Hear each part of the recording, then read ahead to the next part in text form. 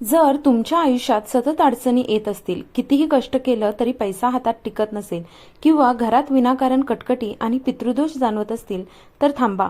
हा व्हिडिओ जो आहे तो 5 मिनिटं नक्की पहा. यंदाचा श्रावण महिना अत्यंत खास आहे, कारण येत्या दुसऱ्या श्रावण सोमवारी केवळ शिवकृपाच नाही तर पुत्रदा भागवत एकादशीचा अत्यंत दुर्मिळ आणि महाशुभ योग जुळून आला आहे. अशा या महासंयोगावर जर तुम्ही आंघोळीच्या पाण्यात ही एक वस्तू टाकून स्नान केले तर तुमच्या आयुष्यातील 7 पिढ्यांचे दारिद्र्य आणि वाईट वेळ निघून जाऊ शकते.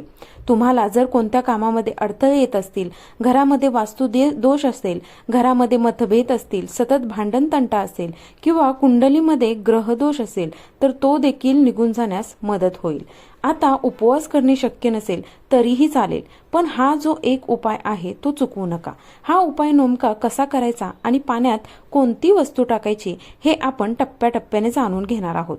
व्हिडिओ कुठेही स्किप न करता शेवटपर्यंत पहा आणि चॅनेलवर नवीन असाल तर चॅनेलला सबस्क्राईब करा आणि व्हिडिओच्या पुढे जाण्यापूर्वी कमेंट बॉक्समध्ये ओम नमः शिवाय किंवा श्री स्वामी समर्थ नक्की लिहा, जेणेकरून महादेवांची कृपादृष्टी तुमच्यावर कायम राहील.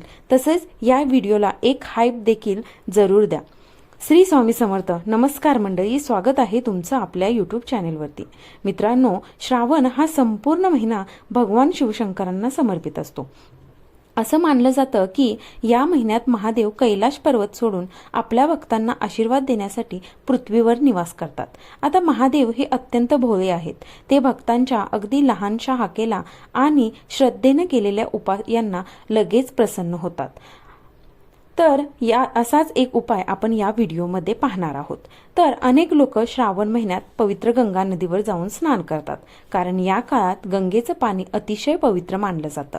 लोक गंगेवरून कावड यात्रा आणतात आणि ते जल घरात वापरतात. पण आपल्यापैकी प्रत्येकालाच गंगेवर जाणं शक्य नसतं. शहरी भागात तर काही लोकांना हे शक्यच नसतं. पण शास्त्रानुसार जर तुम्हाला गंगा स्नानाचे पुण्यफळ घरातच मिळवायचं असेल आणि आयुष्यातील नकारात्मकता दूर करायची असेल तर ज्योतिषशास्त्र व वैदिक परंपरेनुसार दुसऱ्या श्रावण सोमवारी आंघोळीच्या पाण्यात काही विशिष्ट वस्तू टाकून जर तुम्ही आंघोळ केली तर तुम्हाला गंगा स्नानाचं पुण्य हे मिळेल.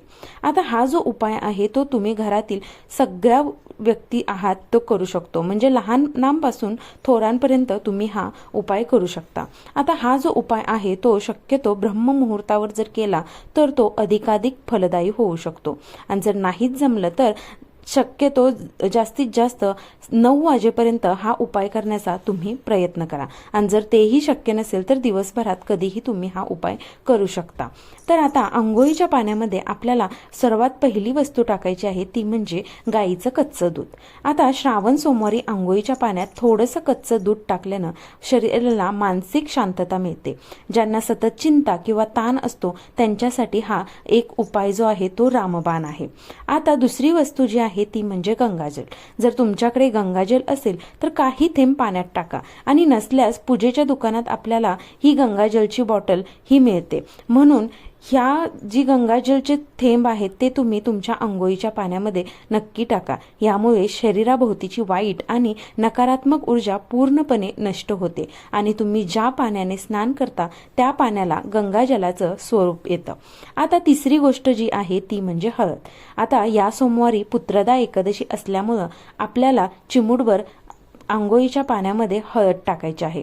आता हळदीमुळे तुमचा गुरुग्रह मजबूत होतो आणि घरातील संपत्ती व मान सन्मान हा वाढत असतो. त्यामुळे तुम्ही आंघोळीच्या पाण्यामध्ये चिमटभर हळद नक्की टाका. आणि सगळ्यात शेवटची वस्तू म्हणजे काळे तीळ. आता दुसऱ्या श्रावण सोमवारी तिळाचे विशेष महत्त्व आहे. पाण्यात थोडे काळे तीळ टाकून स्नान केल्याने जुनाट पितृदोष जो आहे तो दूर होतो आणि पितरांचे आशीर्वाद मिळतात. आता या दिवशी शिवामूठ जी आहे ती म्हणजे आहे पांढरं तीळ. पण या तीळ वापरताना तुम्ही पांढरे तीळच वापरायचे आहेत. काळे तीळ हे शिवामुठीसाठी तुम्ही वापरायचे नाहीयेत. ही गोष्ट तुम्ही कायम लक्षात ठेवा. आता स्नान करताना तुम्ही मनातल्या मनात शांतपणे ओम नमः शिवाय या मंत्राचा निरंतर जप करत राहा. जर तुम्ही ओम नमः शिवाय मंत्र जप करत स्नान केलं तर त्याला तीर्थस्नानाचं महत्त्व प्राप्त होतं. आता आंघोळीनंतर तुम्ही स्वच्छ वस्त्रे परिधान करा. सूर्याला जल अर्पण करा. सूर्याला जल अर्पण करताना पाण्याच्या तांब्यामध्ये तुम्ही हळदी, कुंकू आणि थोड्याशा अक्षता टाकायच्या आहेत आणि आपल्याकडे जर अवेलेबल असेल तर तुम्ही तांबडं फूल देखील त्यामध्ये तुम्ही वापरून सूर्याला अर्घ्य देऊ शकता। नंतर आपली नित्यसेवा आटपून देवपूजा करून शिवपुराणात सांगितलेला एक अत्यंत शक्तिशाली इच्छापूर्ती उपाय देखील तुम्ही करायचा आहे। आता तो उपाय काय आहे तर आपल्याला एक लहान वाटी घ्यायची आहे आणि त्यात 21 पांढरे तीळ घ्यायचे आहेत। आता हे तीळ वाहताना एक एक तीळ हातात धरून आपल्याला कमलात्मक मंत्र जो आहे तो म्हणायचा आहे आणि हे तीळ घरातील शिवलिंगावर अर्पण करायचं आहे। हे बघा, एक एक तीळ तुम्ही हातात घ्यायचं आहे आणि प्रत्येकी एक तीळ हातात घेतल्यानंतर तुम्ही एक वेळा कमलात्मक मंत्र जो आहे तो म्हणायचा आहे।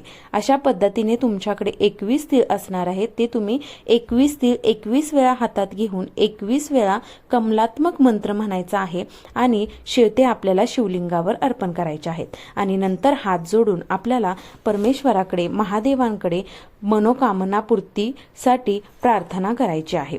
आता दुसऱ्या शनिवारी जी शिवामूठ जे आहे ती पांढरं तीळ आहे, त्यामुळे पूजेत शिवामूठ म्हणून तुम्ही पांढरं तीळ जे आहे ते नक्की वाहायचं आहे।